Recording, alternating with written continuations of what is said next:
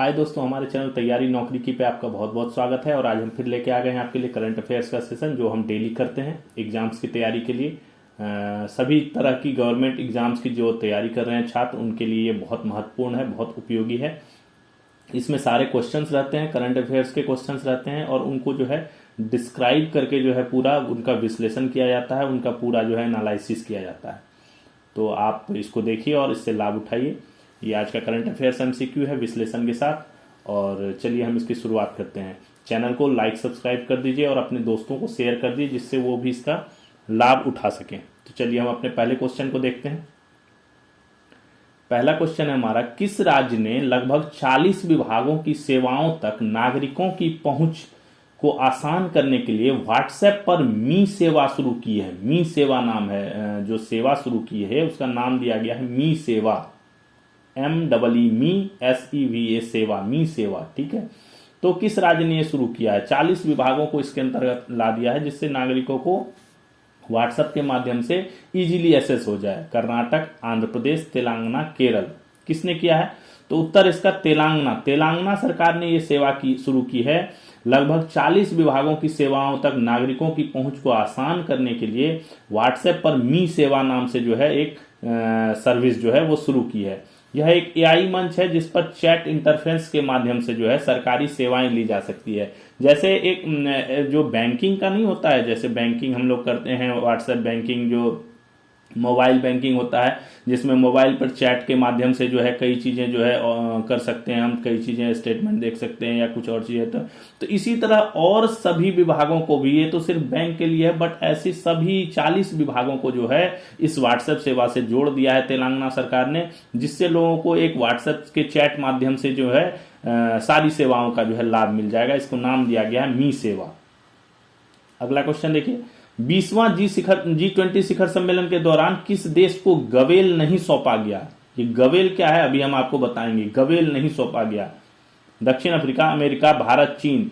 पता ही होगा आपको, 20वां G20 शिखर सम्मेलन संपन्न हो गया, 22 तारीख को संपन्न हो गया। ठीक है, कहां पे हुआ था? तो जोहान्सबर्ग में, दक्षिण अफ्रीका में इसका आयोजन किया गया था और वो संपन्न हो गया। उत्तर है इसका अमेरिका। चलिए, दक्षिण अफ्रीका में आयोजित 20वां G20 शिखर सम्मेलन बिना औपचारिक हैंडओवर के समाप्त हो गया। क्या है, एक परंपरा बनी हुई है इसमें कि जिस देश में शिखर सम्मेलन हो रहा है वहां जब खत्म होगा तो अगला जो आयोजित करेगा उसको हैंड ओवर किया जाता है, ऑफिशियली हैंड ओवर किया जाता है। ठीक है, तो इसमें जो है इस बार अगले बार अमेरिका में करने का प्रस्ताव था। तो इसमें क्या होता है ना, एक लकड़ी का जो नहीं, कोर्ट वगैरह में जो होता है ऑर्डर करने वाला जो होता है हथौड़ी टाइप का, उसको गवेल कहा जाता है। ठीक है, तो एक जो है औपचारिकता बनी हुई है कि जो जिस कंट्री में ये आयोजन हो रहा है उसका जो हेड ऑफ द कंट्री है, वो जो अगला आयोजन करेगा उसके हेड ऑफ कंट्री को जो है ये सौंपेगा। बट इस बार क्या हुआ, दक्षिण अफ्रीका में इसका आयोजन था और अमेरिका ने इस सम्मेलन का विरोध कर रखा था। अमेरिकी राष्ट्रपति वहां गए ही नहीं, उन्होंने विरोध कर रखा था। कारण क्या था आपको पता ही होगा, मैंने बताया हुआ है। क्योंकि वहां पे अपना दक्षिण अफ्रीका में गोरे किसानों के विरुद्ध जो है इन्होंने कहा कि अमेरिका ने आरोप लगाया है कि गोरे किसानों के विरुद्ध जो है वो हिंसा होती है और उन्हें जो है यातना दी जाती है, उनको जो है दूसरे तरीके से देखा जाता है। तो इसलिए अमेरिका ने इसका विरोध कर दिया। कोई अधिकारी, उनका शीर्ष अधिकारी वहां पे गया नहीं सम्मेलन में। तो दक्षिण अफ्रीकी राष्ट्रपति ने जो है ये उनको दूसरे जूनियर किसी अफसर को सौंपने से मना कर दिया और ये जो है सौंपी नहीं गई। गवेल एक छोटी लकड़ी की हथौड़ी होती है जिसका उपयोग न्यायाधीश या किसी सभा के अध्यक्ष द्वारा अनुशासन और व्यवस्था बनाए रखने के लिए किया जाता है। वही है मतलब, और इसको जो है बेसिकली वो शुरू करने के लिए अपना किसी भी सम्मेलन को शुरुआत करने, समाप्त करने, इंटरवल, इन सब चीजों में जो है इसका उपयोग किया जाता है। G20 में मेजबान देश गवेल सौंपकर औपचारिक रूप से अगले देश को अध्यक्षता हस्तांतरित करता है, चेयरमैनशिप ट्रांसफर करता है। ठीक है ना, ये सौंप देता है। तो एक ऑफिशियली एक ट्रेडिशन बना हुआ है कि ये सौंप देने से जो है ऑफिशियली जो है नेक्स्ट ईयर का जो उसका वो है अध्यक्षता जो है वो उसको हस्तांतरित हो गई है। बट ये इस बार नहीं हुआ। अगला क्वेश्चन देखिए, इंडियन स्कूल ऑफ बिजनेस ने किस संस्था के संस्थापक को ISB रिसर्च कैटलिस्ट अवार्ड दिया है? एक अवार्ड है, इंडियन स्कूल ऑफ बिजनेस है, उसने जो है एक अवार्ड दिया है, रिसर्च कैटलिस्ट अवार्ड। किस इस्टेब्लिशमेंट को दिया है? विप्रो, माइक्रोसॉफ्ट, टीसीएस, इन्फोसिस, उनके संस्थापक को दिया है। उत्तर है विप्रो। विप्रो के कौन है? अजीम प्रेम जी, पता ही होगा आपको। इंडियन स्कूल ऑफ बिजनेस के ने विप्रो के संस्थापक कौन? अजीम प्रेम जी को आईएसबी रिसर्च कैटलिस्ट अवार्ड से सम्मानित किया। उन्हें यह सम्मान क्यों दिया गया? भारत के शोध क्षेत्र को मजबूत करने में उनके योगदान के लिए दिया गया। भारत के शोध क्षेत्र को मजबूत करने के लिए उनका जो योगदान है उसके लिए दिया गया। माइक्रोसॉफ्ट के संस्थापक देख लेते हैं हम, ऑप्शंस जितने हैं चारों उनका देख लेते हैं एक बार। माइक्रोसॉफ्ट के संस्थापक बिल गेट्स और पॉल एलन, 1975 में इसकी स्थापना हुई। टीसीएस, टाटा कंसल्टेंसी सर्विस जो है उसके टीसीएस का फुल फॉर्म है टाटा कंसल्टेंसी सर्विस, ठीक है। उसके जो संस्थापक जेआरडी टाटा और फकीर चंद कोहली हैं, 1968 में इसकी स्थापना हुई। और जो इन्फोसिस है उसके एन आर नारायण मूर्ति हैं, उन्होंने 1981 में इसकी स्थापना की। और ये जो है अपना अजीम प्रेम जी विप्रो के संस्थापक हैं। भारत के 52वें मुख्य न्यायाधीश कौन है? 52nd की बात हो रही है, ध्यान से देखिएगा क्वेश्चन को। Justice Suryakant, justice BR Gavai, justice Sanjeev Khanna, justice DY Chandrachud. 52nd की बात हो रही है। ये जो है ना नंबर वाला जो क्वेश्चन है ये पक्का आता है एग्जाम्स में, किसी भी सरकारी एग्जाम में आप जाइएगा तो वहां पे पूछ सकता है कि भारत के 53वें न्यायाधीश कौन है, भारत के 50वें न्यायाधीश कौन थे। इस टाइप का क्वेश्चन जो है काफी आता है। तो अभी बात करें भारत के 52वें न्यायाधीश की, मुख्य न्यायाधीश की कौन है? चीफ जस्टिस ऑफ इंडिया की बात हो रही है, अभी ये टॉपिक हाईलाइटेड है। तो 52 में कौन है? Justice BR Gavai. इनका जो है कार्यकाल समाप्त हो गया 23 नवंबर को। जस्टिस BR गवई भारत के 52वें मुख्य न्यायाधीश थे, इनका कार्यकाल 23 नवंबर को खत्म हो गया। 53वें मुख्य न्यायाधीश के रूप में कौन? जस्टिस सूर्यकांत ने जो है 24 नवंबर को कार्यभार ग्रहण कर लिया। शपथ समारोह का आयोजन हुआ था, ठीक है। राष्ट्रपति ने इन्हें जो है शपथ दिलाया। इन्होंने हिंदी में शपथ लिया और हिंदी में शपथ लेने वाले तीसरे CJI बन गए हैं ये। इससे पहले NV रमना और जस्टिस BR गवई दोनों ने जो है हिंदी में शपथ लिया था। ये तीसरे हैं जिन्होंने हिंदी में शपथ लिया, मैं ईश्वर की शपथ लेता हूं कर करके, ठीक है। और ये 9 फरवरी 2027 तक इस पद पर रहेंगे, यानी लगभग 14-15 महीने का इनका कार्यकाल है। शपथ ग्रहण समारोह में पहली बार जो है फर्स्ट टाइम अदर कंट्रीज के जो है न्यायाधीश जो जस्टिस हैं वो भी अवेलेबल थे, शामिल हुए। पहली बार किसके किसके? Bhutan, Kenya, Malaysia, Brazil, Mauritius, Nepal और श्रीलंका के न्यायाधीश भी इसमें शामिल हुए इस शपथ ग्रहण समारोह में। राष्ट्रपति श्रीमती द्रौपदी मुर्मू ने इन्हें जो है पद और गोपनीयता की शपथ दिलाई। ये इनका आवास कहां? ये हरियाणा के हिसार जिले से संबंध रखते हैं, ठीक है। और हरियाणा के पहले जस्टिस हैं जो भारत के मुख्य न्यायाधीश बने हैं, ठीक है। तो अब जो ऑप्शंस हैं उनकी बात कर लेते हैं हम। ऑप्शंस की बात करते हैं तो जस्टिस DY चंद्रचूड़ जो है ये जो है 50 थे, यानी 50वें थे। और ये जस्टिस संजीव खन्ना जो है ये 51वें थे, ठीक है।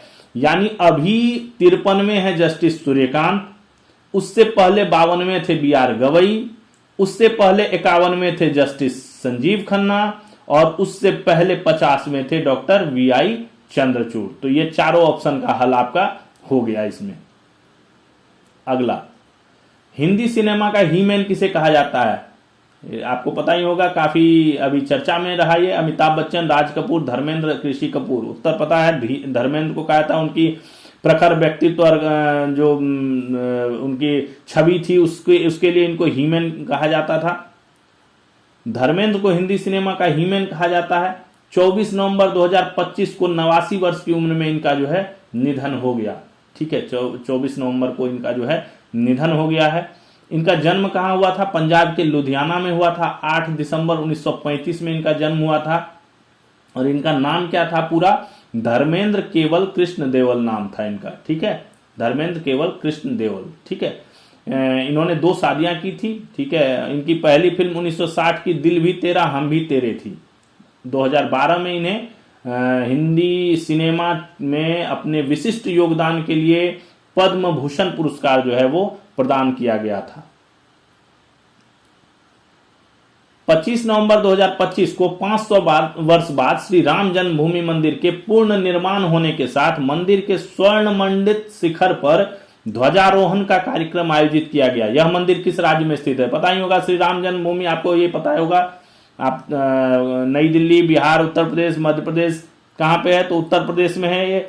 अयोध्या के राम मंदिर का भूमि पूजन कब हुआ था? 5 अगस्त 2020 को इसका भूमि पूजन हुआ था कोर्ट के आदेश के बाद। और प्राण प्रतिष्ठा कब हुई राम मंदिर में? प्राण प्रतिष्ठा प्रधानमंत्री श्री नरेंद्र मोदी द्वारा 22 जनवरी 2024 को हुई थी। अब इसका जो है 25 नवंबर को जो है इसके स्वर्ण मंदिर शिखर पर जो है ध्वजारोहण का कार्यक्रम आयोजित हुआ 25 नवंबर को, क्योंकि ये मंदिर का निर्माण कार्य जो है वो पूर्ण हो गया है। मुख्य मंदिर बन गए हैं, परकोटे के 6 मंदिर हैं, शेषावतार मंदिर है, सप्त मंडप है जो किनको समर्पित है? ऋषि वाल्मीकि, वशिष्ठ, विश्वामित्र, अगस्त, निषादराज, सबरी और देवी अहिल्या को समर्पित है।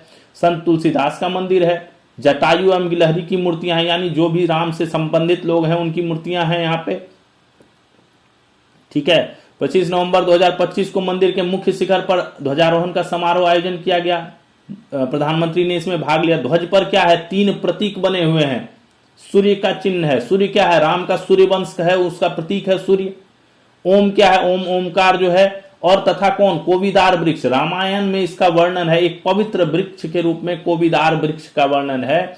उसका जो है इस जो ध्वज इस बार ध्वजारोहण हुआ है यहाँ पे मुख्य शिखर पर, उस पे ये तीनों चीज अंकित है, ठीक है। श्री राम जन्मभूमि मंदिर निर्माण परियोजना विश्व की पहली धार्मिक परियोजना है जिसने ब्रिटिश सेफ्टी काउंसिल का स्वॉर्ड ऑफ ऑनर तथा भारत की नेशनल सेफ्टी काउंसिल का सर्वोच्च सुरक्षा पुरस्कार प्राप्त किया है। यानी इतनी सुरक्षित तरीके से इसको जो है बनाया गया है। और ये 500 वर्ष बाद जो है ये काम जो है यहाँ पे संपन्न हुआ और मंदिर का निर्माण कार्य जो है वो पूर्ण हुआ।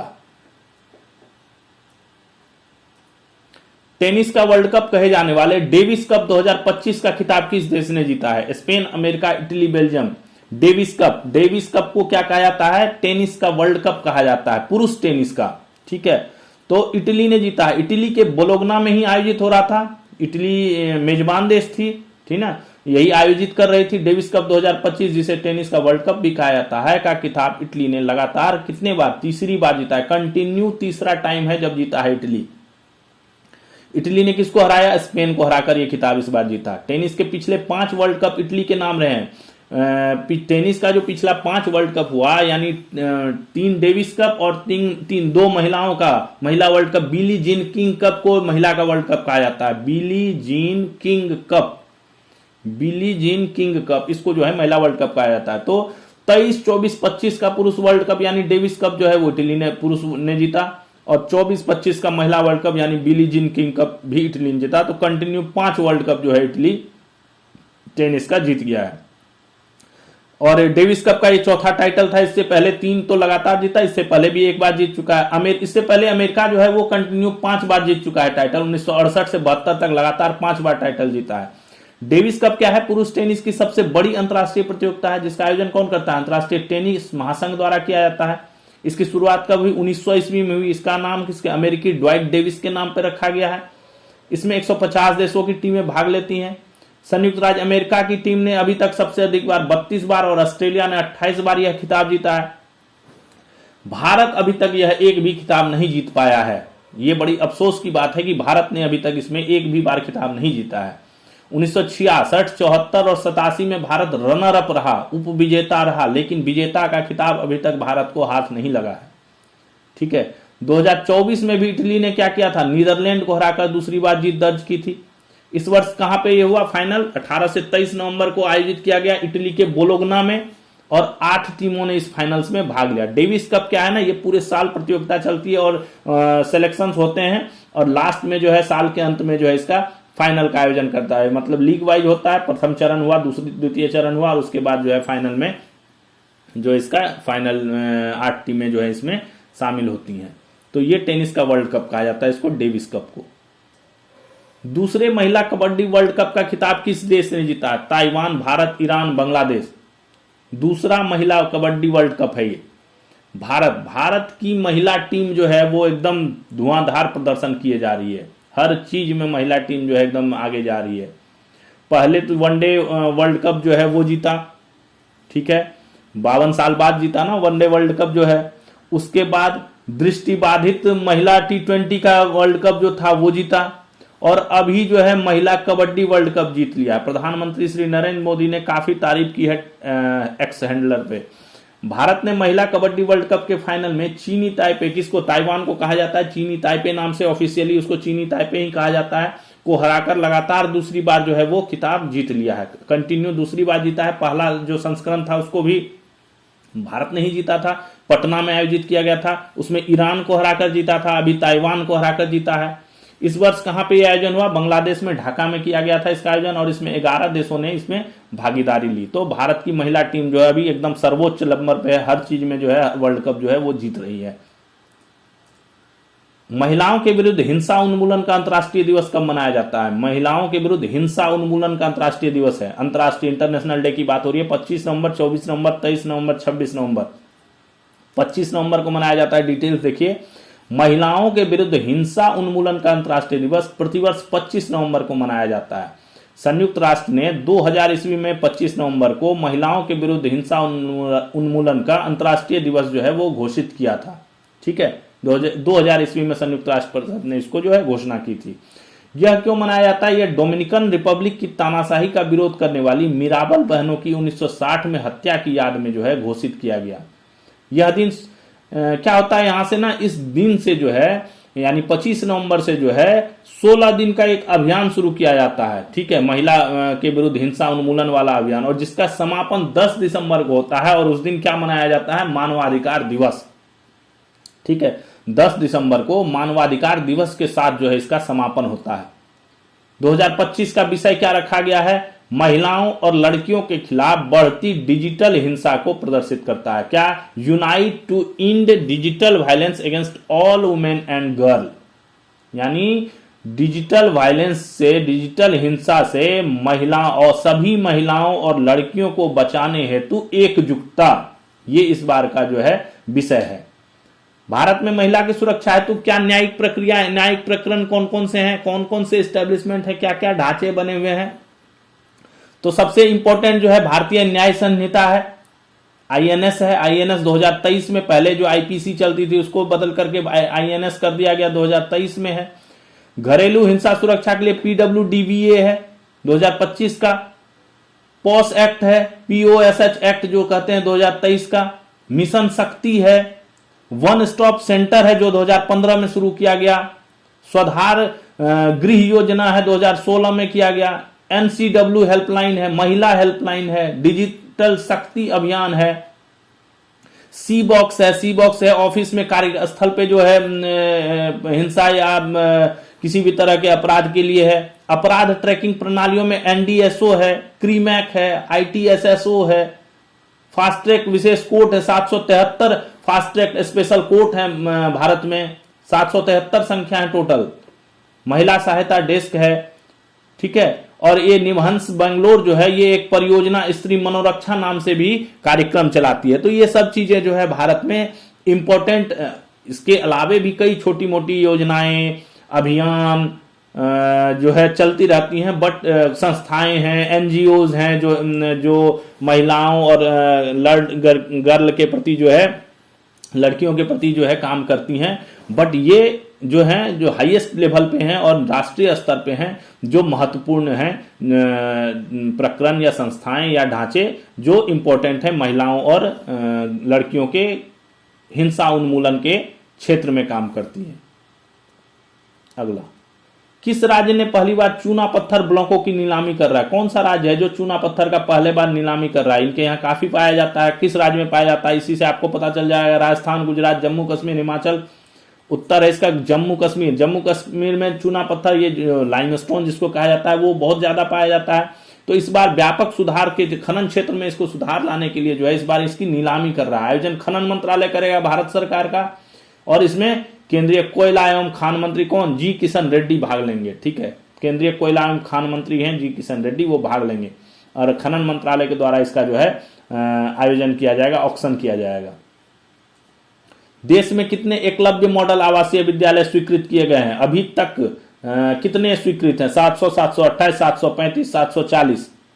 उत्तर है 728। देश में जनजातीय विद्यार्थियों की शिक्षा को सशक्त करने हेतु जो है बजट में इसका प्रावधान किया गया था। ठीक है। उसके बाद हर साल जो है एक टारगेटेड करके जो है स्कूलों को बनाया गया, और अभी तक जो आंकड़े हैं उस हिसाब से 728 एकलव्य मॉडल स्कूल जो है वो सैंक्शनड है, और जिसमें से 479 जो है वो फंक्शनिंग है, कार्यरत है। ठीक है, इतने स्वीकृत हैं और इतने कार्यरत है, 479 कार्यरत हैं। इनमें लगभग 1.25 लाख से अधिक, ये किसके लिए है? जनजातीय विद्यार्थियों के लिए है, इनमें नामांकित है। अभी क्या हुआ था, उपराष्ट्रपति जो है ने जनजातीय कल्याण मंत्रालय की समीक्षा की। भारत के उपराष्ट्रपति ने जनजातीय कल्याण मंत्रालय की समीक्षा की। उसमें यह कहा गया कि पिछले 11 वर्षों में इस मंत्रालय का जो बजट है उसमें 3 गुना वृद्धि हुई है। इस वर्ष इसका बजट कितना हो गया? 15,000 करोड़ हो गया। पहले जो है, आज से 3 साल पहले जो है, क्या नाम है, 3 साल पहले नहीं, 10 साल पहले जो है उसमें लगभग 5,000 करोड़ ही होता था इसका बजट। ठीक है, 2015 ईस्वी के आसपास की अगर हम बात करें तो इसका बजट जो है मात्र 5,000 करोड़ के आसपास होता था, और इस बार 10 साल बाद, 11 साल बाद जो है ये बजट बढ़ के जो है 15,000 करोड़ हो गया है। उपराष्ट्रपति ने कहा कि विद्यालय साझेदारी की आवश्यकता पर बल दिया, मतलब कॉलेज और स्कूल का कोऑपरेशन के ऊपर जो है जोर दिया गया। विश्वविद्यालय विद्यालय साझेदारी की आवश्यकता पर जोर दिया। ठीक है, मंत्रालय कौन कौन सी योजनाएं चलाता है जनजातीय क्षेत्र के लिए, विद्यार्थियों के लिए? तो धरती आबा जनजातीय ग्राम उत्कर्ष अभियान चलाता है। इसमें गांव को में पानी की पीने की व्यवस्था, स्वास्थ्य व्यवस्था, लोगों को आवास व्यवस्था, इन सब चीजों को जो है ध्यान में दिया जाता है। आदि कर्मयोगी अभियान, प्रधानमंत्री जनजातीय आदिवासी न्याय महाअभियान, इसके तहत जो है न्याय से संबंधित जो है प्रक्रिया जो है उनको उपलब्ध कराई जाती है। सिकल सेल एनीमिया, जो जनजातीय एरिया है उनमें जो है ये सिकल सेल एनीमिया की बीमारी काफी होती है, तो उनसे बचाव हेतु विशेष पहल किए जाते हैं, स्वास्थ्य सेवा दी जाती है। तो ये सब जनजातीय इलाकों में ये कार्य किए जाते हैं। तो उसी के लिए एकलव्य मॉडल आवासीय विद्यालय बनाया गया था, जो 728 सैंक्शनड है, बट 479 अभी फंक्शनिंग है। केंद्र सरकार के मत्स्य पालन, पशुपालन और डेयरी मंत्रालय के अंतर्गत कार्यरत पशुपालन और डेयरी विभाग ने किस राज्य में सतत पशुधन एवं स्वास्थ्य हेतु वेटरिनरी जैव अवशिष्ट प्रबंधन पर एक राष्ट्रीय परामर्श कार्यशाला का आयोजन किया है? बहुत ध्यान से इस क्वेश्चन को समझिएगा पहले। ठीक है, क्या है, विभाग कौन सा है? देखिए, पशुपालन और डेयरी विभाग किस मंत्रालय के अंतर्गत कार्य करता है? मंत्रालय का नाम काफी बड़ा है, मत्स्य पालन फिशरीज जो है, पशुपालन एनिमल हस्बेंड्रीज जो है, और डेयरी मंत्रालय डेयरी, ठीक है, के अंतर्गत ये जो है विभाग कार्यरत है। और इसने जो है एक कार्यशाला का आयोजन किया, किस पे? वेटनरी जैव अवशिष्ट प्रबंधन। ठीक है, पशुधन एवं स्वास्थ्य हेतु वेटनरी जैव अवशिष्ट प्रबंधन, जो जैविक अवशिष्ट होते हैं उनका मैनेजमेंट के लिए जो है उनको, उसके पर एक कार्यशाला का आयोजन किया। कहाँ पे किया? उत्तर प्रदेश, नई दिल्ली, गुजरात, बिहार। तो उत्तर देखिए नई दिल्ली, डिटेल्स देखिए, काफी चीजें इसमें आपको पता चलेंगी, बहुत अच्छी चीजें हैं, आपको जानकारी रहनी चाहिए इसमें। 24 नवंबर 2025 को केंद्र सरकार के पशुपालन और डेयरी विभाग ने कौन सी परियोजना? महामारी निधि परियोजना। ठीक है, यानी महामारी निधि परियोजना क्या है? भारत में महामारी संबंधित तैयारी और प्रतिक्रिया के लिए पशु स्वास्थ्य सुरक्षा सुदृढ़ीकरण के अंतर्गत, ठीक है, नई दिल्ली में सतत पशुधन एवं स्वास्थ्य हेतु वेटनरी जैव अवशिष्ट प्रबंधन पर एक राष्ट्रीय परामर्श कार्यशाला का आयोजन किया। ठीक है, ये क्या है? महामारी निधि परियोजना है। इसमें क्या है? पशु से मनुष्य में जो होने वाले रोग हैं, पशु से इंसानों में जो फैलने वाली बीमारियां हैं, उनको, उनके जोखिम को, उनके रिस्क को कम करने के लिए ये जो है परियोजना चलाई जाती है। लोगों को अवेयरनेस करने के लिए, अगर कुछ हो जाता है तो उसके लिए जो है फाइनेंशियल असिस्टेंस भी दिया जाता है, ये परियोजना चलाई जाती है। तो उसी के अंतर्गत जो है वेटनरी जो वेस्ट होते हैं, जो एनिमली वेस्ट होते हैं, उनको मैनेजमेंट करने के लिए जो है एक वर्कशॉप का आयोजन जो है नई दिल्ली में किया गया। इस कार्यशाला के मुख्य निष्कर्षों में व्यापक राष्ट्रीय कार्य योजना, नेशनल लेवल पे प्लानिंग, दिशा निर्देश विकसित करना, जो डायरेक्शंस हैं उनको क्लियर करना, क्षेत्र स्तर की अच्छी प्रथाओं को अपनाने हेतु उन्नत अवसंरचना और क्षमताओं का विकास शामिल रहा। किसी स्पेशलाइज्ड एरिया में कोई जो अच्छी चीजें चल रही हैं, जिसके थ्रू जो है वेस्ट मैनेजमेंट का बहुत अच्छा प्रबंध किया जा रहा है, तो उसको अपनाने हेतु जो है और उसको जो डेवलप करने के लिए जो है उस पर विचार करने का मेन इनका जो है मीटिंग का लक्ष्य था। अब देख लेते हैं हम महामारी निधि परियोजना क्या है। यह एक G20 महामारी कोष से वित्त पोषित परियोजना। G20 अभी चर्चा में है, G20 दक्षिण अफ्रीका जोहान्सबर्ग अभी समाप्त हुआ 20वां G20।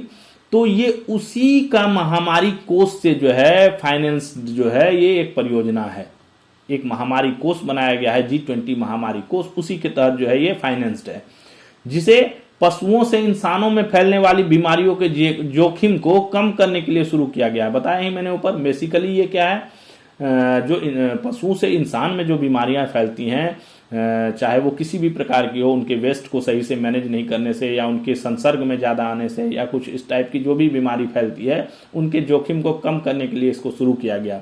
3 संगठन है जो इसमें साझेदारी से काम करते हैं। एशियाई विकास बैंक है, पैसे का मामला है, खाद्य एवं कृषि संगठन है, और विश्व बैंक की साझेदारी में लागू किया गया है। ठीक है, महामारी निधि परियोजना। ये देखिए, ये क्वेश्चन से आपको कितने सारे क्वेश्चंस आ गए, तो आप इसको बड़े ध्यान से इसको नोट कर लीजिए, और इस क्वेश्चन से आपका काफी सारा क्वेश्चन बन रहा है। ठीक है ना, महामारी निधि परियोजना है, क्या अवशेष प्रबंधन है, कौन कौन 3 संगठन है इसमें भाग सहयोग से साझेदारी में जो है ये काम करती हैं। एशियाई विकास बैंक है, खाद्य एवं कृषि संगठन है, विश्व बैंक है। ठीक है, और अभी इसके मंत्री कौन है? केंद्रीय मत्स्य पालन, पशुपालन और डेयरी मंत्री राजीव रंजन सिंह उर्फ ललन सिंह। ठीक है, ये अभी इनके मंत्री हैं। अगला क्वेश्चन देखते हैं। समुद्री सुरक्षा सहयोग पर बिम्स्टेक विशेषज्ञ समूह की 4थी बैठक कहां संपन्न हुई? समुद्री सुरक्षा सहयोग पर बिम्स्टेक के स्पेशलिस्ट्स की जो है समूह की बैठक हुई है। पंजाब, हरियाणा, नई दिल्ली, उत्तर प्रदेश। कहां पे? नई दिल्ली में हुई है। देखिए, बिम्स्टेक के बारे में मैंने पहले ही बताया हुआ, मेरे पिछले सेशंस में आप जाइएगा तो मैंने बिम्स्टेक पे पूरा ही 10 मिनट का पूरा बता रखा है। बिम्स्टेक के बारे में सारा चीज डिटेल्स, कौन से देश क्या है, कैसे हैं, सारा बताया हुआ है। तो चलिए इसको देखते हैं, इस क्वेश्चन को देखते हैं। समुद्री सुरक्षा सहयोग पर बिम्स्टेक विशेषज्ञ समूह की 4थी बैठक का आयोजन नई दिल्ली में 24-25 नवंबर को कौन राष्ट्रीय समुद्री सुरक्षा समन्वयक हैं, वाइस एडमिरल विश्वजीत दासगुप्ता की अध्यक्षता में किया गया। इसमें सभी बिम्स्टेक सदस्य देशों के प्रतिनिधियों ने भाग लिया। इस सफल आयोजन ने एक बार फिर से बंगाल की खाड़ी के समुद्री क्षेत्र को एक साझा बाध्यकारी कारक के रूप में मान्यता प्रदान की है तथा इस क्षेत्र में सामूहिक समुद्री सुरक्षा प्रयासों में एक महत्वपूर्ण मील का पत्थर साबित हुआ। बिम्स्टेक है क्या? पहले तो यह समझिए कि बिम्स्टेक क्या है। बिम्स्टेक का पूरा नाम क्या है? बिम्स्टेक का पूरा नाम है बे ऑफ बंगाल, यानी बंगाल की खाड़ी initiative for multi sectoral technical and economical cooperation. तकनीकी और आर्थिक सहायता के लिए यह बनाया गया है इन देशों के बीच। कौन से देश हैं सदस्य देश? बांग्लादेश, भूटान, भारत, म्यांमार, नेपाल, श्रीलंका और थाईलैंड। याद रहेंगे आपको? बांग्लादेश, भूटान, भारत, म्यांमार, नेपाल, श्रीलंका और थाईलैंड सारे अपने पड़ोसी मैक्सिमम है इसमें, है ना। तो 7 कंट्री जो है इसके सदस्य मेंबर कंट्रीज हैं। 6 जून 1977 को इसकी स्थापना हुई थी। ये जो बंगाल की खाड़ी के जो देश हैं इसमें जो है साझा समुद्री प्रयास, समुद्री सिक्योरिटी, इन सब चीजों के लिए, इकोनॉमिकल वृद्धि के लिए, इन सब चीजों के लिए किया गया था इसका। और इसी का भी जो है बैठक इसका आयोजित किया गया विशेषज्ञ समूह का। जेंडर समानता और महिला सशक्तिकरण को बढ़ावा देने के उद्देश्य से ग्रामीण विकास मंत्रालय द्वारा किस अभियान की शुरुआत की गई है? देखिए, जेंडर इक्वलिटी की बात हो रही है। लिंग समान क्या होता है? समानता, लिंग समानता जो है ना। और महिला सशक्तिकरण को बढ़ावा देने के उद्देश्य से ग्रामीण विकास मंत्रालय आयोजित कर रहा है, शुरुआत किया है अभियान का। नई चेतना पहल बदलाव की, लखपति दीदी, सशक्त महिला, नई दिशा एक पहल, कौन सा है? तो उत्तर इसका क है, नई चेतना पहल बदलाव की। देखिए डिटेल्स। केंद्रीय ग्रामीण विकास तथा कृषि और किसान कल्याण मंत्री कौन है? श्री शिवराज सिंह चौहान। और केंद्रीय बाल विकास मंत्री कौन है? श्रीमती अन्नपूर्णा देवी। इन दोनों ने 25 नवंबर को नई चेतना पहल बदलाव की अभियान के 4थे संस्करण का 4.0, ये पहले से चल रहा है, अभी 4.0 का आरंभ हुआ है। चौथा संस्करण का आरंभ हुआ है। इससे पहले 3 खत्म हो चुका है, ये 4.0 चौथा संस्करण है। यह एक राष्ट्रीय अभियान है जो जेंडर समानता, जेंडर इक्वलिटी की बात करता है, लैंगिक समानता की बात करता है और महिला सशक्तिकरण को बढ़ावा देने के उद्देश्य से शुरू किया गया है। यह देशव्यापी अभियान ग्रामीण विकास मंत्रालय के अंतर्गत कौन चलाता है? दीनदयाल अंत्योदय योजना, राष्ट्रीय ग्रामीण आजीविका मिशन द्वारा आयोजित किया जा रहा है। ठीक है, ग्रामीण विकास मंत्रालय के अंतर्गत जो दीनदयाल अंत्योदय योजना और राष्ट्रीय ग्रामीण आजीविका मिशन है, इनके द्वारा ये चलाया जा रहा है, दोनों के साझेदारी से, जो देश के सभी राज्यों और केंद्र शासित प्रदेशों में। कब तक चलाया जाएगा? ये 23 दिसंबर तक इस योजना को चलाया जाएगा। अगला, भारत ने किस देश की सेना के साथ सूर्य किरण 19 2025 सैन्य अभ्यास शुरू किया है? देखिए, ये जो सैन्य अभ्यास, युद्धाभ्यास है, ये इससे तो क्वेश्चन जो है 99% एग्जाम में जो है आते ही हैं। तो आपको पूरे साल जो सैन्य अभ्यास होते हैं, युद्ध अभ्यास होते हैं, उनको ध्यान में रखना ही पड़ेगा। मैं तो हर सेशन में लगभग 1-2 दिन छोड़ के कोई ना कोई सैन्य अभ्यास का डिस्कशन हो जाता है। तो आप इसको नोट कर लिया कीजिए, जो भी सैन्य अभ्यास है, युद्धाभ्यास है, इनका एक समरी बना लीजिए। बेसिकली ये एनुअल बेस पे होता है, ठीक है ना, एनुअल या बाई एनुअल होगा, या तो एक हर सालाना होगा या 2 साल पे होगा। तो आप एक बार अगर 1 साल के पूरे कंटेंट आपको पता रहेंगे कि ये युद्धाभ्यास इन देशों के साथ होता है, तो अगले साल भी उन्हीं के साथ होगा। ठीक है, कुछ के जगह सेम रहते हैं, कुछ के जगह चेंज हो जाते हैं, तो वो आप जैसे ही पढ़ते रहेंगे, कंटिन्यू अपडेट होते रहेंगे, तो आपको पता चल जाएगा। बट जो नाम है युद्धाभ्यास के, वो आपको पता रहेगा कि किन देशों के बीच होता है। तो इसको आप एक इसका नोट्स बनाइए।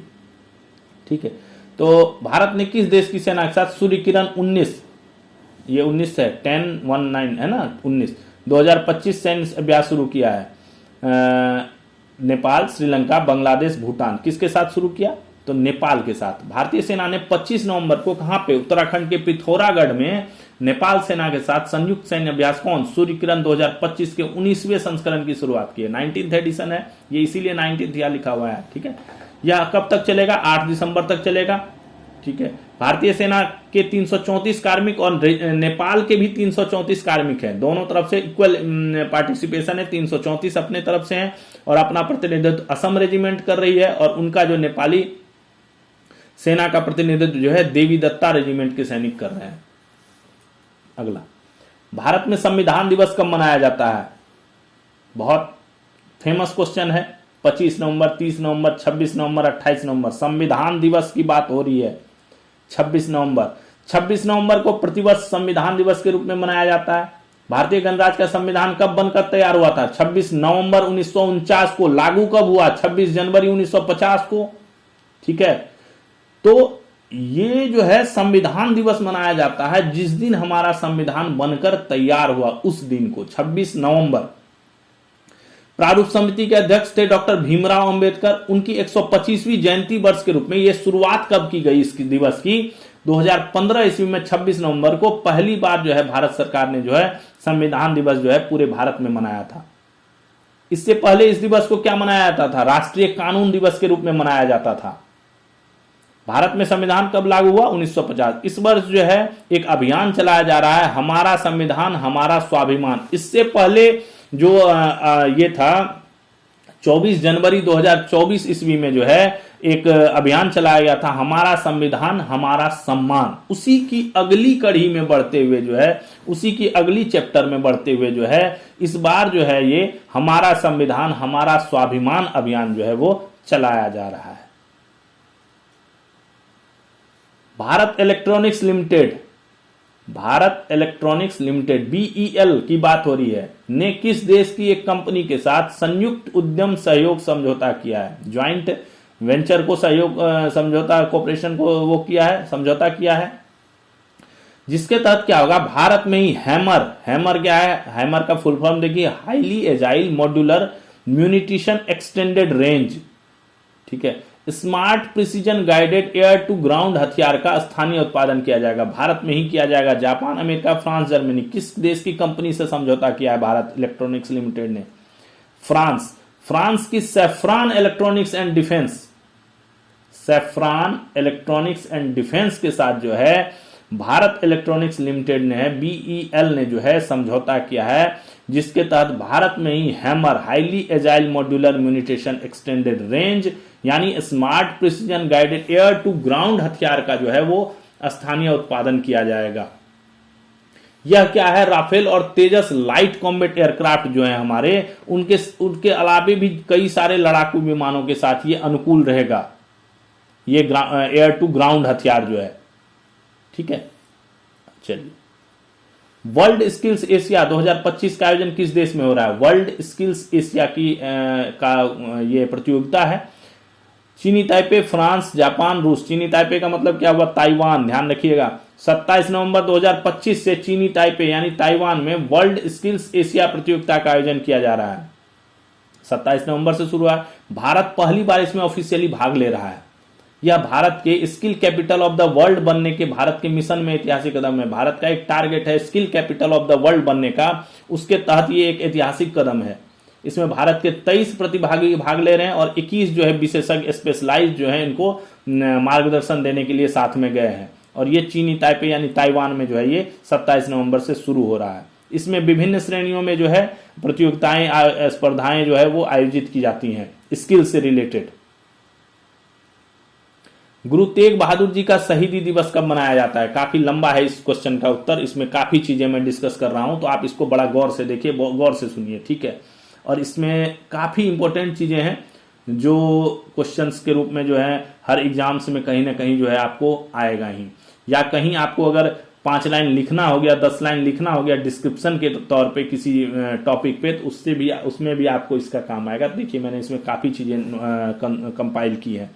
तो गुरु तेग बहादुर जी का शहीदी दिवस कब मनाया जाता है? 22, 23, 25, 24। पहले तो इस चीज पे आते हैं, तो पहले मनाया कब जाता है? तो 24 को मनाया जाता है, 24 नवंबर को। अब आते हैं गुरु तेग बहादुर पे। गुरु तेग बहादुर कौन थे? 9वें गुरु। गुरु तेग बहादुर 9वें, सिखों के 9वें गुरु थे। गुरु तेग बहादुर का जन्म 1 अप्रैल 1621 को अमृतसर में। आज यहां पे कौन सा गुरुद्वारा है? गुरुद्वारा साहिब है, जिसको गुरु का महल कहा जाता है। वे छठे गुरु किसके? गुरु हरगोविंद और किसके? माता, इनका नाम माता नानकी के पुत्र थे। छठे गुरु जो थे गुरु हरगोविंद, उसके और माता नानकी के पुत्र थे। इनका प्रारंभिक नाम जो था त्यागमल था। त्यागमल का अर्थ होता है त्याग का स्वामी। ठीक है, इनके जन्म के समय भारत में किसका शासन था? मुगलों का शासन था, जो क्या चाहते थे? भारत का इस्लामीकरण करना चाहते थे। मुगलों के विरुद्ध वीरतापूर्ण प्रदर्शन के लिए उन्हें तेग बहादुर यानी बहादुर तलवार नाम दिया गया। इनको तेग बहादुर क्यों कहा गया? इन्होंने मुगलों के विरुद्ध जो है काफी वीरतापूर्ण और साहसपूर्ण प्रदर्शन किया था, इसलिए इनको तेग बहादुर कहा जाने लगा। तेग बहादुर का मतलब होता है बहादुर तलवार। ठीक है, विवाह कब हुआ इनका? 1633 ईस्वी में। किसके साथ? माता गुजरी के साथ हुआ। पुत्र कौन थे इनके? सिखों के 10वें गुरु और खालसा पंथ के संस्थापक कौन? गुरु गोविंद सिंह इनके जो है पुत्र थे। उनके पुत्र कौन? गोविंद राय इनका नाम था, बाद में इनको गुरु गोविंद सिंह कहा जाने लगा। ये सिखों के 10वें गुरु हुए और खालसा पंथ के संस्थापक।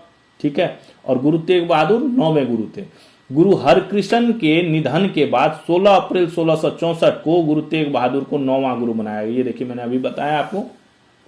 8वें गुरु गुरु हरकृष्ण जो थे, उनके निधन के बाद जो है 16 अप्रैल 1664 को इनको 9वां गुरु बनाया गया। इनकी 115 वाणियां गुरु ग्रंथ साहिब में संकलित हैं।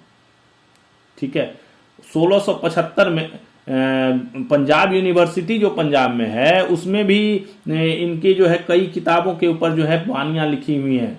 जब कोई इनको कोई किताब होता था तो उनके ऊपर जो है ये कोई वाणी लिख देते थे, वो भी संकलित हैं। 1675 में क्या हुआ था? कश्मीरी पंडितों के ऊपर जो है काफी दबाव आ गया था। क्या, किस चीज का? धर्मांतरण का दबाव आ गया था। ठीक है, तो कश्मीरी पंडित जो है वो उनके जो उनका हेड थे वो जो है आए इनके पास, गुरु तेग बहादुर जी के पास, कि ऐसे ऐसे जो है औरंगजेब जो है हमें धर्मांतरण के लिए दबाव डाल रहा है, काफी परेशानी हो रही है और लोगों को बहुत परेशान किया जा रहा है, तो इससे जो है निजात दिला दिया जाए। तो इन्होंने कहा कि आप जाकर औरंगजेब से कहो कि अगर गुरु तेग बहादुर जो है वो इस्लाम को वो कर लेते हैं, क्या नाम है, इस्लाम कबूल कर लेते हैं, धर्मांतरण कर लेते हैं, तो पूरा भारत जो है वो इस्लाम कबूल करने को तैयार हो जाएगा। तो औरंगजेब ने जो है सेना भेजकर इनको गिरफ्तार कर लिया और उन्हें दिल्ली बुला लिया। ठीक है, दिल्ली बुलाया तो इनके साथ जो है 3 श्रद्धालु भाई भी गए हुए थे, भाई दयाला जी, भाई सतीदास जी और भाई मतीदास जी। तो काफी इनको यातनाएं दी गई। 11 नवंबर को जो है इनके तीनों श्रद्धालु को जो है वो शहीद कर दिया गया औरंगजेब के द्वारा, और इनको भी जो है इस्लाम स्वीकार करने के लिए काफी दबाव दिया जाने लगा, बट ये उससे भयभीत नहीं हुए और इन्होंने इनका इस्लाम स्वीकार करने से इनकार कर दिया। और उसी पर जो है औरंगजेब ने इनका जो है सर कलम कर दिया और 24 नवंबर को ये शहीद हो गए। इनकी शहादत को जो है क्या कहा गया, हिंद की चादर। यानी हिंद की चादर यानी एक चादर क्या होता है, चादर ढकने वाली चीज होती है, तो हिंद का बचाव करने वाला, हिंदुस्तान का बचाव करने वाला, हिंद की चादर के रूप में इनको अमर बना दिया। इस वर्ष इनका कैवां शहीदी दिवस है, 350वां शहीदी दिवस मनाया जा रहा है, 350वां शहीदी दिवस मनाया जा रहा है। ठीक है, ये हो गया 24 नवंबर को हुआ ना, 24 नवंबर को 1675 में 350वां शहीदी दिवस मनाया जा रहा है। तो ये थी गुरु तेग बहादुर के जन्म से लेकर और उनकी शहादत तक की घटना का एक समराइज। अब आपको हम और आगे ले चलते हैं। इनसे संबंधित 3 प्रमुख शहर हैं, कौन सा, श्री अमृतसर साहिब, अंदरूनी सिटी। इस बार पंजाब सरकार ने यह घोषणा की है, ये 3 प्रमुख शहर जो है अमृतसर साहिब, अंदरूनी सिटी, तलवंडी साबो और श्री आनंदपुर साहिब को जो है पवित्र शहर का दर्जा दिया गया है। इनको पवित्र शहर का दर्जा दे दिया गया है। श्री आनंदपुर साहिब में इस बार श्रद्धालुओं के लिए एक टेंट सिटी का भी निर्माण किया गया, जिसका नाम क्या रखा गया, चक नानकी। हरियाणा सरकार ने यह समागम समारोह कहां, ज्योतिसर कुरुक्षेत्र में मनाया है। ठीक है, इस बार जो है पंजाब विधानसभा का एक स्पेशल सत्र जो है वो इसी टेंट में आयोजन किया गया, इसी टेंट सिटी में आयोजन किया गया। पहली बार पंजाब का विधानसभा सत्र जो है विधानसभा में ना होकर अस्थायी जगह पे जो है आयोजन किया गया। काफी कार्यक्रम आयोजित, हरियाणा सरकार ने काफी कार्यक्रम आयोजित किए हैं। हर पूरे देश में इसके 1 नवंबर से ही कार्यक्रम आयोजित हो रहे हैं, light and sound show, marathon, ये सब चीजें काफी आयोजन हुआ है। कई जगहों का नाम बदलकर गुरु तेग बहादुर जी के नाम पे कर दिया गया है। नई कृषि विश्वविद्यालय की हरियाणा में स्थापना हो रही है, उसका भी नाम जीटीबी कृषि विश्वविद्यालय रखा गया है। तो इस बार 2025 में जो है 350वें शहीदी समारोह के उस पे जो है काफी जो है चीजें की गई है। अब इनसे संबंधित कुछ स्थल देख लेते हैं और गुरुद्वारे देख लेते हैं जो इंपॉर्टेंट हैं। पहला तो है दिल्ली के चांदनी चौक में स्थित गुरुद्वारा शीशगंज साहिब। यहां पे क्या हुआ था, जब इनका शीश को कलम कर दिया गया था तो यहां से एक श्रद्धालु थे भाई जैता जी, वो इनके शीश को चुपके से, और मुगलों ने जो है कड़ा पहरा दे रखा था इनके शीश और धड़ के पास, तो लेकिन ये श्रद्धालु थे भाई जैता जी, इन्होंने जो है इनकी शीश को चुपके से मुगलों से बचाते हुए जो है पंजाब के लिए लेके निकल गए, और इसलिए यहाँ पे एक गुरुद्वारा बना हुआ है जो गुरुद्वारा शीशगंज साहिब नाम से है। अगला है बागपत तराबड़ी। ठीक है, ये हरियाणा में पड़ता है सारा।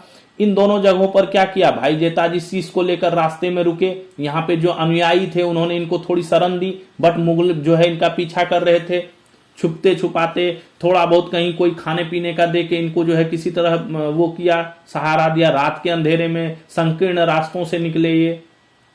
उसके बाद अंबाला यहाँ पर कौन है, गुरुद्वारा सतसंगत साहिब है, यहाँ भी ये रुके थे। नाभा में रुके थे, नाभा यहाँ पर गुरुद्वारा नाभा साहिब है। किरतपुर साहिब ये जो है पंजाब का इंपॉर्टेंट है। किरतपुर साहिब ये पंजाब का प्रथम स्थल है जहां उनके शीश को रखा गया था। यहां पर गुरुद्वारा बनाया है, उसका नाम दिया गया है गुरुद्वारा बीबानगढ़ साहिब। ठीक है, यहां पंजाब में पहला स्थल है जहां पे उनके शीश को ला करके रखा गया।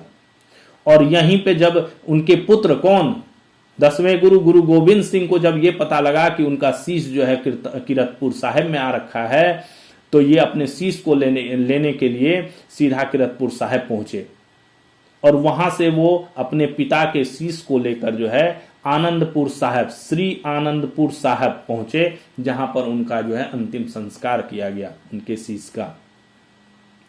तो काफी हृदय विदारक घटना थी। और ये जो स्थल थे जहां जहां पे इनके शीश को रखा गया, या वो जो ला रहे थे भाई जैता जी वो रुके, उन जगहों पे जो है पवित्र गुरुद्वारा बना हुआ है। और यहाँ पे सिख श्रद्धालु और हर पंथ के श्रद्धालु जो है वो आकर के जो है इसमें अपना श्रद्धा भक्ति दिखाते हैं। तो ये आनंदपुर साहिब हो गया। किरतपुर साहिब से गुरु गोविंद सिंह स्वयं अपने पिता का शीश लेकर श्री आनंदपुर साहिब पहुंचे तथा उनका अंतिम संस्कार किया। यह आज यहाँ पे भी गुरुद्वारा शीशगंज साहिब आनंदपुर के रूप में जो है ये जाना जाता है।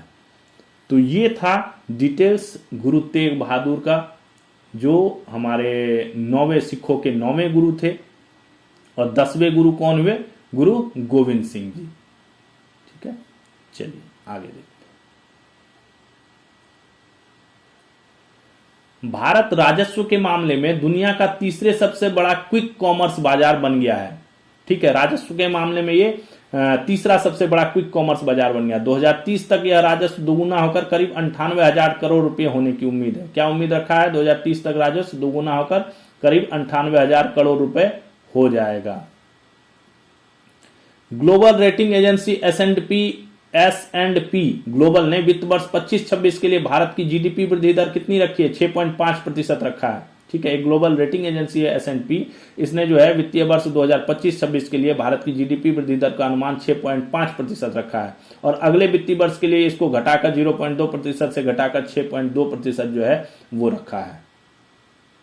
कनाडा नागरिकता कानून में संशोधन कर रहा है, जिससे क्या होगा? भारतीय मूल के लोगों को काफी लाभ होगा। इसके लिए बिल C3 नागरिकता अधिनियम 2025 में संशोधन करने वाला अधिनियम जो है वो लाया गया है। भारत कनाडा के साथ यूरेनियम की खरीदारी करेगा। इससे हेतु क्या है? समग्र आर्थिक साझेदारी समझौता किया जाएगा। कनाडा के पास यूरेनियम का बहुत भंडार है। और हाल में क्या हुआ है? परमाणु ऊर्जा के छोटे छोटे रिएक्टर लगाने का नीति किसने ऐलान किया है? भारत ने ऐलान किया है। इससे दोनों देशों के बीच परमाणु ऊर्जा क्षेत्र में सहयोग की अपार संभावनाएं पैदा हो गई है। G20 शिखर सम्मेलन में भी भारत के प्रधानमंत्री और कनाडा के प्रधानमंत्री मार्क कार्नी के बीच जो है बैठक हुई। 2026 में कनाडा के प्रधानमंत्री का भारत आने का है, आमंत्रित किया है। भारत के प्रधानमंत्री ने कनाडा के प्रधानमंत्री को भारत आने के लिए, और उन्होंने एक्सेप्ट कर लिया। 2026 के शुरुआत में ही वो भारत की यात्रा करेंगे। इस बैठक में 2030 तक द्विपक्षीय कारोबार को $30 अरब से बढ़ाकर $70 अरब करने का जो है टारगेट रखा गया। और कनाडा के पास यूरेनियम काफी मात्रा में, इसका विशाल भंडार है, और भारत अपने छोटे छोटे रिएक्टर को जो लगाएगा उसके लिए इसको यूरेनियम की जरूरत है। तो दोनों देश जो है इस आर्थिक समझौते को करने के लिए काफी एग्री हो गए हैं। मलेशिया ने 16 साल से कम उम्र के बच्चों के लिए इंटरनेट को प्रतिबंधित कर दिया है। इससे पहले ऑस्ट्रेलिया ने भी ऐसा कदम उठाया था। मलेशिया जो है 16 साल से कम उम्र के बच्चों के लिए इंटरनेट को बिल्कुल रेस्ट्रिक्ट कर दिया है। भारतीय रेल ने देश की माल परिवहन क्षमता में अहम उपलब्धि हासिल करते हुए इस वित्त वर्ष में अब तक 1 अरब टन से अधिक की माल ढुलाई दर्ज की है। अक्टूबर तक का आंकड़ा है ये, और काफी बड़ी उपलब्धि है। 1 अरब टन से अधिक की माल ढुलाई जो है वो हो गई। 19 नवंबर तक कुल माल लदान ही हो गया था इसका 1020 मिलियन टन तक हो गया। ठीक है, दैनिक माल ढुलाई 4.4 मिलियन टन हो गया है। इसमें सबसे अधिक योगदान किसका है? कोयला। सबसे अधिक कोयला ढुलाई होता है जो कि 505 मिलियन टन है। और रेलवे को सबसे ज्यादा माल ढुलाई जो है कोयले से की जाती है। इथियोपिया के रिफ्ट वैली के अर्टा अले पर्वतमाला, इथियोपिया में एक ज्वालामुखी है जो कि सक्रिय हो गया। अभी 23 नवंबर को बहुत बड़ा विस्फोट हुआ है। उसमें 12,000 कहा जा रहा है, ऐसा मान्यता है कि ये 12,000 साल बाद जो है इसमें विस्फोट हुआ है। रिफ्ट वैली के एर्टा अले पर्वतमाला में है ये हेली गुब्बी ज्वालामुखी है, जो 12,000 वर्षों बाद जो है ये विस्फोट हुआ है। इसका विस्फोट इतना तगड़ा था कि इसका गुबार, जो राख का गुबार है, वो 14 किलोमीटर ऊंचाई तक पहुंच गया। और ये लाल सागर को पार करते हुए यमन, ओमान और अब जो है उत्तरी भारत और पाकिस्तान की ओर जो है ये बढ़ रहा है। विमानन प्राधिकरणों द्वारा सभी विमान कंपनियों को इसके लिए अलर्ट भी जारी किया गया है। भारतीय प्रतिस्पर्धा आयोग ने जो है जिंदल झज्जर पावर लिमिटेड को जो है झज्जर पावर लिमिटेड का 100% अधिग्रहण की जो है वो मंजूरी दे दी है। जिंदल झज्जर पावर को झज्जर पावर लिमिटेड की मंजूरी दे दी है।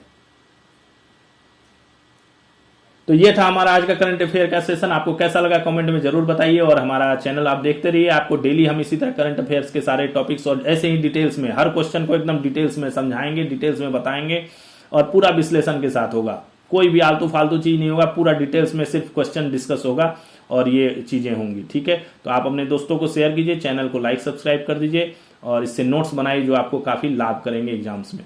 थैंक्स फॉर वॉचिंग तैयारी नौकरी की। कल फिर मिलते हैं नए सेशन के साथ, तब तक के लिए जय हिंद।